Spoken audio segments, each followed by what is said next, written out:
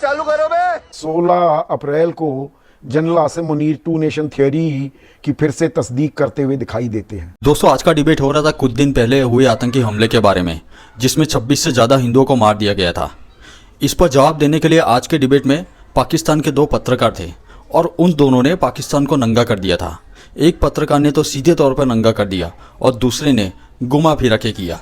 Debate बहुत ही दिलचस्प है, तो इसे पूरा देखें ताकि आपको पता चले कि पाकिस्तान के पत्रकार इस कायराना हरकत के बारे में क्या सोचते हैं, और अपनी राय कमेंट में जरूर लिखें। और इसी तरह के वीडियो देखने के लिए वीडियो को लाइक और चैनल को सब्सक्राइब जरूर कर ले। तो कंटिन्यू करते हैं आज का वीडियो।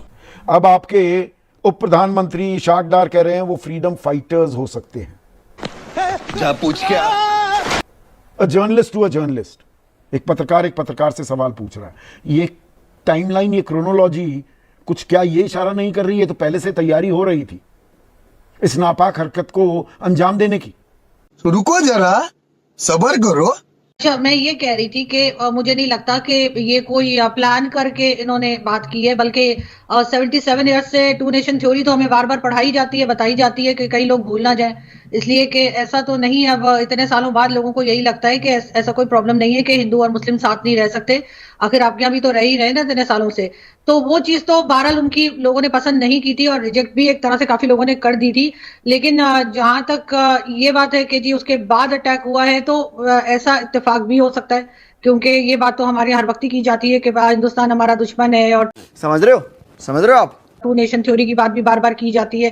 उसको लेकर अगर हम ये कहें कि ये अटैक्स हो जाते हैं, तो ऐसे तो पाकिस्तान में जो अटैक्स होते हैं, जो कि हमारे ही अंदर के लोग होते हैं, जो कि हमें, चाहे वो बलूचिस्तान हो या केपी के हो, और हमारे यहाँ कहा जाता है जी भारत करवा रहा है। तो मेरे ख्याल है ये चीज थोड़ी सी समझनी पड़ेगी। और दूसरी ये कि जाहिर है कि फ्रीडम फाइटर तो मैं हरगिज नहीं कहूंगी, वो टेररिस्ट थे जिन्होंने अटैक किया था, जिन्होंने लोगों की जानें ली।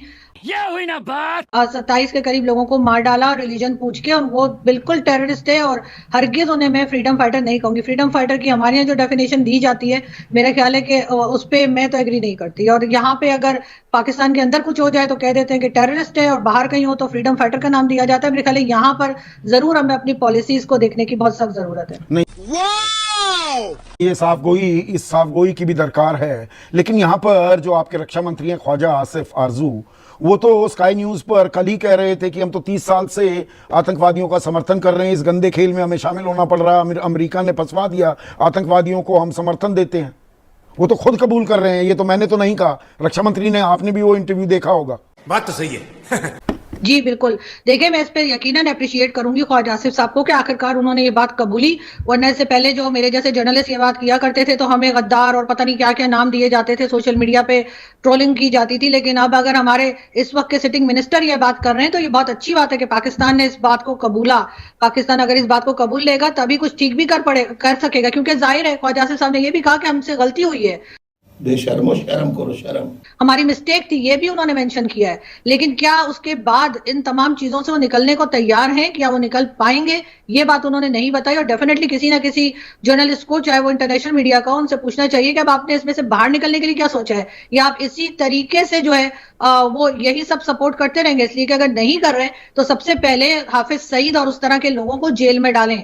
बात तो सही है। जहां पर जिस कंट्री में इमरान खान जो प्राइम मिनिस्टर है, मैं इमरान खान की फैन नहीं हूं, मैंने बहुत क्रिटिसाइज किया इमरान खान को, लेकिन अगर वो जेल में जा सकते हैं तो हाफिज सईद जेल में क्यों नहीं जा सकता?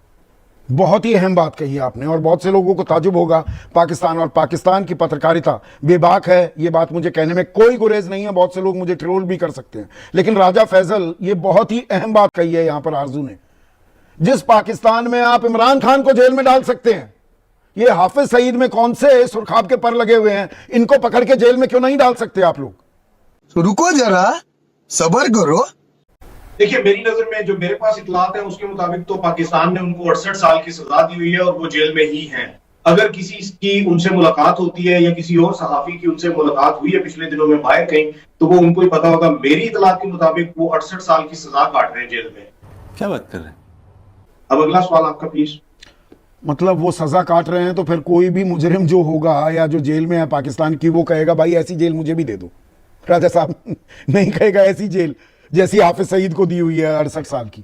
नहीं, अगर आपके पास कोई सबूत है उनके बाहर घूमने फिरने का तो मुझे दीजिए ना, ताकि मैं तो एक सहाफी हूं, मुझे तो जो चीज सामने नजर आएगी, जो एविडेंस नजर आएगा, मैं तो उसकी बेस पे कहूंगा तो ना। मतलब आप ये कह रहे हैं कि पाकिस्तान में आतंकवादियों का कोई बेस नहीं है, कोरी कल्पना है ये? ख्वाजा बिल्कुल नहीं। ख्वाजा आसिफ जो कह मुशर्रफ रहे के दौर से हैं onwards वो किसी के वहाँ पे दबाव में कह पाकिस्तान गए में कि 30 साल से हम ये काम कर रहे हैं। और उनको आतंक नहीं कहा जाता। दिमाग की तही करता रहता है। नहीं, ख्वाजा आसिफ आपके रक्षा मंत्री गलत बयानी कर रहे हैं क्या? देखिए, उनके उनके जो लफ्ज हैं, मेरे ख्याल में उनको अपनी भी समझ नहीं आई कि वो कहने की क्या कोशिश कर रहे हैं।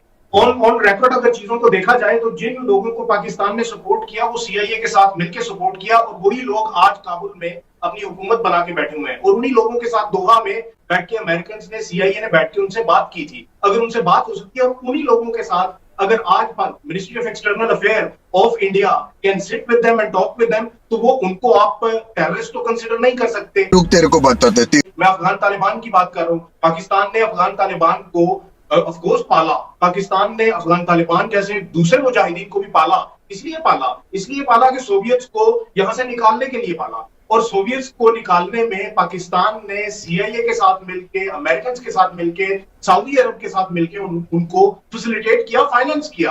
अगर आज उनको किसी को भी उनसे प्रॉब्लम है तो वो उनको टेररिस्ट कह सकता है। क्या बात कर रहे हैं? आप उनको टेररिस्ट कह सकते हैं। अच्छा, वो तालिबान टेररिस्ट को, नहीं है? जो कि वो आज टेररिस्ट नहीं है? बना के बैठे हुए हैं। टेररिस्ट नहीं है वो, राजा साहब? नहीं आज वो टेररिस्ट। अगर वो टेररिस्ट होते तो क्या अमेरिका उनके साथ दोहा में बैठ के मुज़ाकरात करता?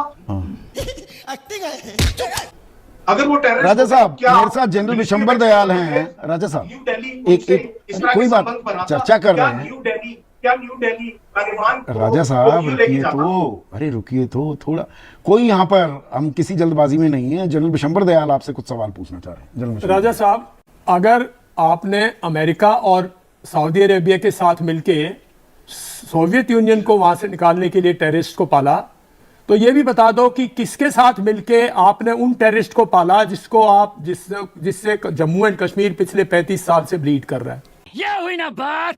वो भी तो वहीं से आए ना। बहुत लोग हैं जिनके हमने, मेरे साथी बैठे हैं, बहुत हैं जिनके हमारे पास एड्रेस है, सब कुछ हमने जब वो मारे गए तो उनका सब कुछ निकला, और वो पाकिस्तान के सिटीजन निकले और पाकिस्तान के ट्रेन किए हुए लोग निकले। तो उसको किसके साथ मिलके आपने किया ये भी बता दो। जब अफगानिस्तान का बता रहे तो आपके पास काफी नॉलेज है, ये बता दो कि किसके साथ मिलके आपने जम्मू एंड कश्मीर, अफगानिस्तान में उनके साथ मिलके सोवियत यूनियन को, जम्मू एंड कश्मीर से किसके साथ मिलके? बोलने दीजिए। तो रुको जरा, सबर करो।